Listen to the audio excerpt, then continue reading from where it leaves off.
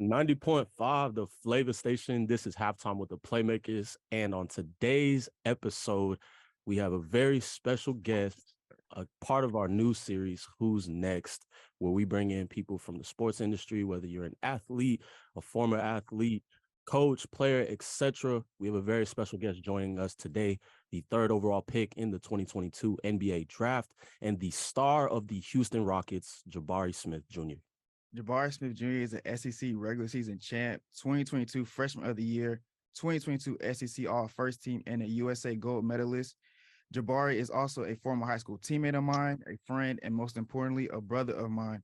Welcome to Halftime with the Playmakers, Jabari. What's up? What's up? Thanks for having me. So I'm going to start off my first question since we kind of know each other very, very well. I'm going to bring it way back to high school. What was your recruitment process like? It started probably, I got my first offer maybe like ninth grade summer from like UAB. And then I just started playing AAU. And then it just picked up from there. I got like my first Power 5 offer was like Georgia. And then from there on, it just started piling up really.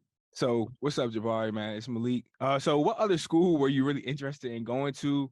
And what made Auburn really stand out to you from the other schools that were recruiting you? I was real close to going to Tennessee.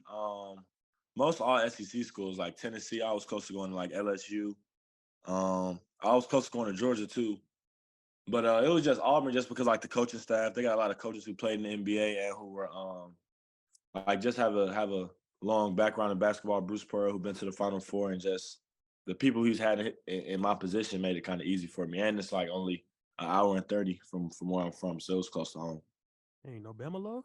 Crazy. Nah, man, hell no. What was it like playing in the jungle in that atmosphere every home game?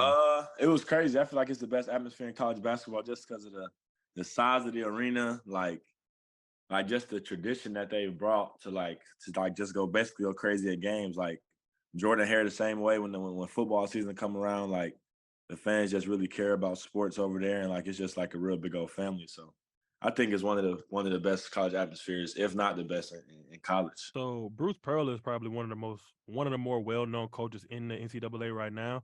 Tell me what it was like playing for him and what all did he teach you?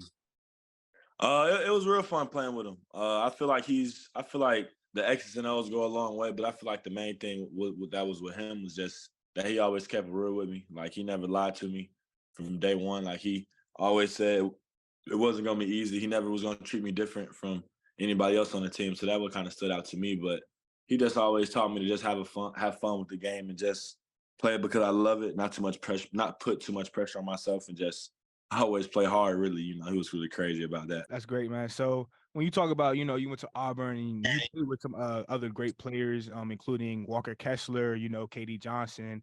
So can you just talk about a little bit about that, playing with basically the same level of talent as you? You weren't the only one out there dominating. You had other players like yourself. So can you talk about that? I feel like it helped me a lot. Walker was a big part of our team just because he covered up for a lot of our mistakes at the rim. A great teammate. You could talk to him anyway. He'll talk to you anyway. It was like we was really like brothers over there. And all of us being from Georgia made it kind of like a coming home party just because like we all played against each other in high school. We've been seeing each other play for so long. So that was real cool. And KD, his energy kind of rubbed off on me a little bit and brought some fire into me, I feel like. But just playing with them two helped us a lot, and they're the reason we won a lot of games. So. And hey, Jabari, with the whole draft process, when did it kick in for you that that you were about to get drafted, and what was that whole draft process like? It really didn't hit me till maybe like the end of the season, like going into the tournament. Like as the season started winding down, you realizing that the season's coming to an end. That's when I first started like thinking about it really. And it kind of started maybe right after the tournament. Really, you'll play your last tournament game or whatever, and then you'll probably take a week off, a week or two off, and then right after that, it's right into it. So it was really nonstop for me after college. And what was draft night like? Draft night was crazy. You know what I'm saying? It was all of the speculations about going 1, going 2. And like you don't really feel the anticipation until you're really in that green room and he's up there calling their name. So it was really like Kind of crazy. It felt unreal until it happened, but it was still the greatest night of my life by far. As it should be. Yeah, yeah. And now that you're fully into the season and everything like that, and you kind of, you're a little more comfortable. What was some adjustments that you had to make? What was the toughest part about coming into the league for you? The toughest part about coming into the league, I would say the mental side of it. I feel like I had the intangibles, the skill set or whatever, but I feel like it was just the mental side, the traveling a lot, the knowing where to be on the floor, the X's and O's of it. It was more so that. And when I figured out that part, the game kind of slowed down for me and just got a lot easier on me. You're one of the younger people in the league. You were probably one of the most youngest people in the draft. Tell me what it's like playing against people that you grew up idolizing, like LeBron, Steph Curry, Damian Lillard. It's really crazy playing against him. It's like the first time you play him, it's like a shell shock. It's kind of like I ain't really never seen him in person before. I ain't never played against him, and you really kind of want to test yourself to see what it's really about. So that's fun. But like the second time you play him, it's like regular. Like you already done played him before. It's like another game really. So that's kind of how it go. Do they throw you tips and stuff after the game? Like, do you talk to them, chop it up with them? Some people will talk to you like during the game, but most people will say the same thing mostly after the game. But a few people pull me to the side and talk to me or whatever. But it just varies. So Jabari, I know Brian touched up on it earlier. You're coming down, towards the end of your rookie season. So, where do you feel like you rank amongst the rest of the rookies this year? I feel like it hasn't been a great year for me, but I feel like I've shown enough to rank in at least the top 5 or top whatever. But I just feel like I'm still one of the best rookies, no matter the struggles and all of that. I feel like I've shown a lot of upside and produced and helped my team win a lot of games and helped my team win a few games. So Most definitely. And so with that being said, you've had a pretty good stretch of games coming down towards the end of the season. So what would you say you credit that success towards? Just my extra work I've been putting in, like just the on the side work with our coaches, Coach Lucas, my dad, just the whole Rockets organization just trusted me. I feel like through the struggles, they didn't ever lose confidence in me. It kind of just stayed the same, and they kind of gave me time to figure it out. So that's kind of how it went. It wasn't no drastic change in what I was doing. It was just more so just me figuring it out, really. Moving into just the thought process of next season, what is something that you want to improve on just about your game, just to become a better overall player? Probably just my shot creation.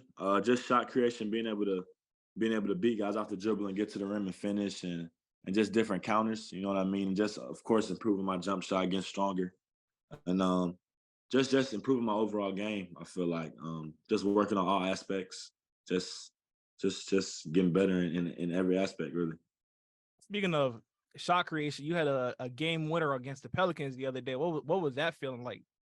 That was crazy. That was one of the craziest moments I feel like in my basketball career. Like just the aftermath of it, like just winning the game, like it was down 16, so like that was just a great feeling. The love I got from my teammates and people back home was real cool. So it was one of the best moments for me.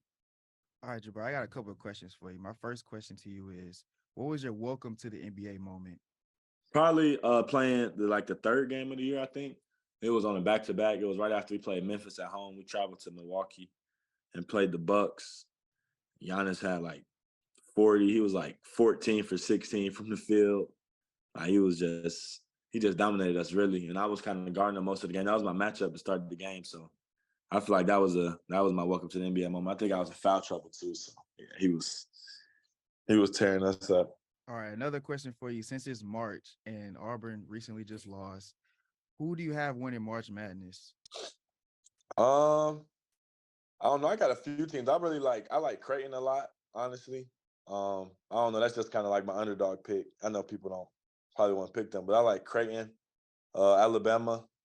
I guess you can say. I mean, I don't want them to win, but they got a good team. That's so tough. That's so tough. But I would say them. I say Houston. Houston got a chance too. I would say probably Creighton, Arkansas, and Houston. Probably my 3 who I think gonna win it. All right, and then my last question to wrap this up: Who do you have in the NBA Finals, and then who do you have winning it? Who do I have in the NBA Finals? I gotta go Bucks still. Bucks is the problem. I gotta go Bucks, and in the West, dang. I don't know, man. The West is tough. I'll probably say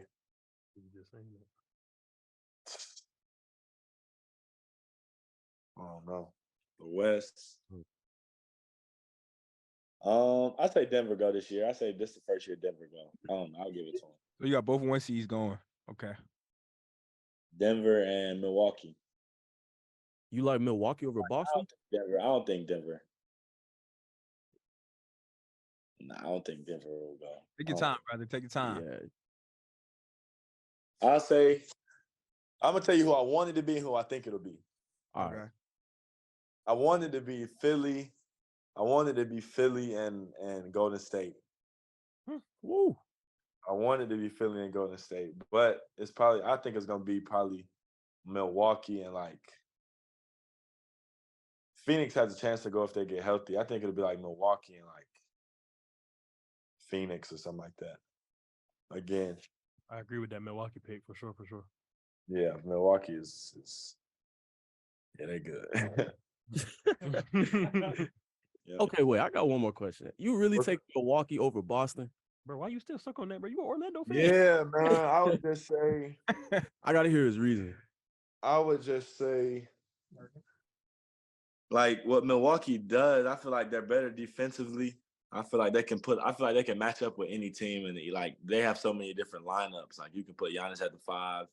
You can play big if you want to.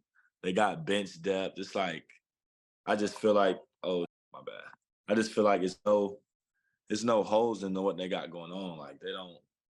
I feel like I wouldn't know what their biggest weakness is, honestly. Like they just seem so well put together, and they've been there before. So, that's why I pick them. Got you. And then Boston relies on threes a lot, and that can kind of hurt you. But So that will conclude this interview, man. We appreciate you, Jabari, coming on behalf of everyone in the studio, on behalf of Jeff. We really appreciate you coming out. Yeah, man. Appreciate you, taking man. the Appreciate time out you. of your schedule, man, just to come Sure. up with us, answer some questions. I've learned a lot about you, more as a player, just kind of your journey and everything. So I'm really appreciative of you coming on the show and really just chopping it up with us, man. Anyone So I else? appreciate y'all for having me, for real. So Nah, definitely appreciate you coming through. And I understand the Alabama disrespect. I didn't really expect nothing more, but hey, I definitely appreciate you coming through, man. It's always a pleasure to talk to an NBA star. So For sure, man. Appreciate that. Appreciate that, boy. For sure.